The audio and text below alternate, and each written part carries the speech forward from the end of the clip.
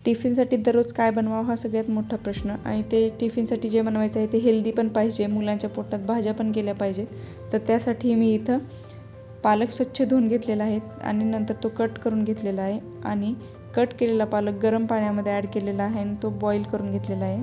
आणि नंतर मी इथं गव्हाचं पीठ आणि त्यामध्ये तिखट, मीठ, हळद, गरम मसाला आणि थोडेसे पांढरे तीळ ॲड केलेले आहेत. आणि पालक जो ब्लांच करून घेतला होता तो ॲड केलेला आहे. इथं पालकाची प्युरी न बनवता डायरेक्ट असा पालक बॉईल केलेला टाकला तर पालक पराठा किंवा पुरी खूप टेस्टी बनते. एकदा नक्की ट्राय करून पहा. आणि त्यानंतर मी काव्यासाठी वेगवेगळ्या शेपच्या पुऱ्या बनवलेल्या होत्या, ती माझी क्लिप ॲड झाली नाही. आणि त्यानंतर काव्या स्कूलला गेली आणि दुपारी आल्यानंतर मी तिच्यासोबत थोडासा म्हणजे तिचा स्टडी पण घेतला. आणि मी तिच्यासाठी एक स्टोरीचं बुक घेतलेलं आहे, त्यातल्या तिला स्टोरी सांगितल्या.